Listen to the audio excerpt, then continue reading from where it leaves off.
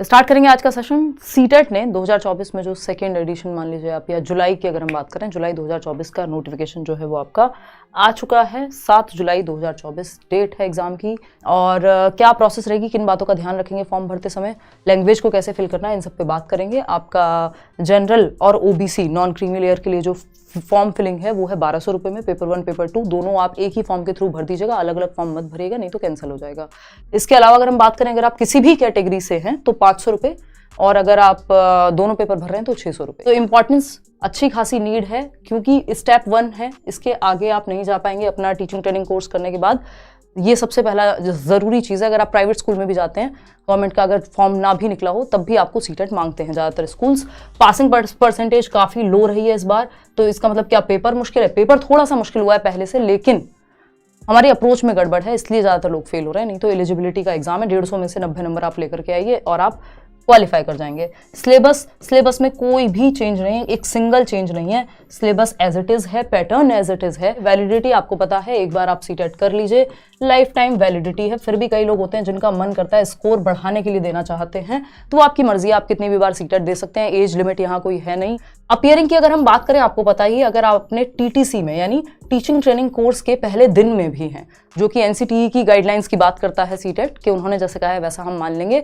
तो अपीयरिंग का मतलब, अगर आप अपने degree, diploma, DElEd, BTC, BEd, VLEd, इन सब के पहले दिन में भी, यानी आपने एनरोल कर लिया है, एडमिशन ले लिया है, तो भी आप सीटेट दे सकते हैं। अब वो वाला चक्कर नहीं है कि आप सेकंड ईयर में जाने का वेट करें, फर्स्ट ईयर का रिजल्ट आ जाए, वो हमारे टाइम पे हुआ करता था।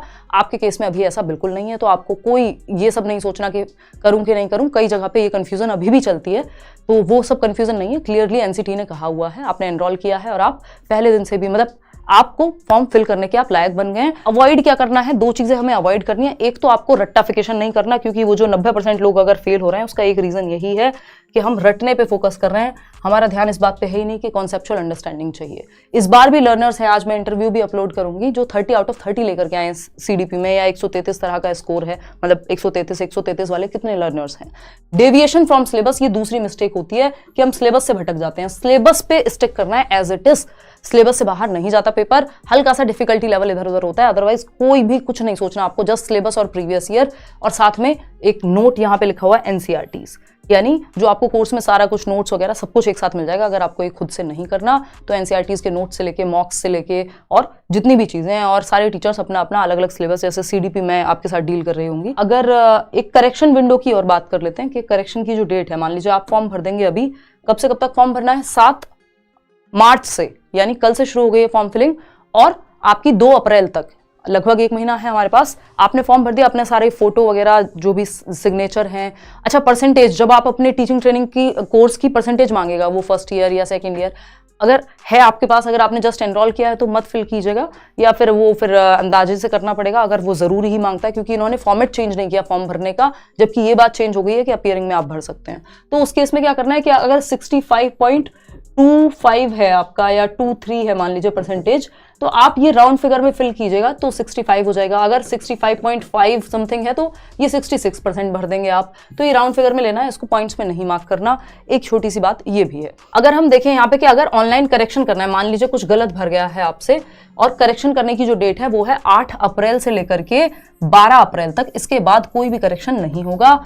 और फिर आपको सीबीएसई जाना पड़ेगा, जो एड्रेस मैंने आपको दिखाया था वहां आपको जाना पड़ेगा। पड़पड़गंज में इनका मेन ऑफिस है, तो अगर हम बात करें वहां जाना पड़ेगा। उसमें भी सिर्फ सारे तरह के चेंजेस हो जाएंगे। एक तो आपकी कैटेगरी का चेंज, यानी अगर आपने कैटेगरी गलत भर दी है, यानी एससी की जगह ओबीसी भर दिया, आपकी कैटेगरी जनरल थी ओबीसी भर दिया, अगर कैटेगरी में गलती है वो चेंज नहीं होगा, फोटो में चेंज नहीं होगा। इसके अलावा परिवर्तन काफी हद तक संभावना होती है कि हो जाए, लेकिन आप कोशिश कीजिए कि अगर गलती हो भी गई है फॉर्म में, तो यही 8 अप्रैल से लेकर 12 अप्रैल के बीच में ही उसको करेक्शन कर लीजिए, ऑनलाइन फॉर्म में लॉगिन करके अपना आईडी। और जब आप फॉर्म भर रहे होंगे तो जो आपके पास वो एप्लीकेशन फॉर्म आता है ना, उसको डाउनलोड कर लीजिएगा अच्छे से, और अपना ईमेल आईडी और फोन नंबर ये करेक्ट भरने हैं, ताकि आजकल जो आपका एडमिट कार्ड आता है वो भी ईमेल आईडी पे आपको इंटीमेशन आ जाता है ना। और एडमिट कार्ड कब आ जाएगा? 2 दिन पहले आपके एग्जाम से फाइनल एडमिट कार्ड, और 1 हफ्ते पहले प्री एडमिट कार्ड आ जाता है। अच्छा, लैंग्वेज 1 लैंग्वेज 2 भरते समय थोड़ा सा ध्यान रखना है। मैं यहाँ पे फिर से आपको रिमाइंड करा देती हूँ, वैसे तो आपकी इच्छा है 2 लैंग्वेज भरनी होती है आपको, एक लैंग्वेज 1 और लैंग्वेज 2, पेपर 1 पेपर 2 दोनों में ही, ठीक है ना। अब लैंग्वेज 1 कोशिश कीजिए आप हिंदी लें, क्योंकि हिंदी कंपैरेटिवली इजी आती है, पेडागॉजी दोनों की सेम है, लेकिन जो भी आप लैंग्वेज 1 लेते हैं उसमें एक पोएम जरूर आएगी, और अगर आप पोइट्री या पोएम अगर करेंगे तो आपको इंग्लिश वाली मुश्किल लगेगी, क्योंकि उसमें थोड़ा सा लिटरेरी वर्ड्स जो है होते हैं। लैंग्वेज 2 आप इंग्लिश ले लीजिए, संस्कृत ले लीजिए, जो आपका मन करे, बट अगर आप हिंदी और इंग्लिश की बात करें तो हिंदी को लैंग्वेज 1 लीजिए और इंग्लिश को लैंग्वेज 2। मार्क्स आपके काफ़ी हद तक अंतर आ जाता है, आपके मार्क्स बढ़ने की संभावना हो जाती है। बस ये एक छोटा सा सजेशन है जो मैं हर बार आप लोगों को देती ही हूँ, और इसका फायदा लर्नर्स को मिलता भी। लास्ट में अगर फिर भी बात ना बने तो आप मेल कर सकते हैं, अगर कोई गलती हो जाए फॉर्म में या कुछ और हो जाए। ये CBSE का एड्रेस भी है,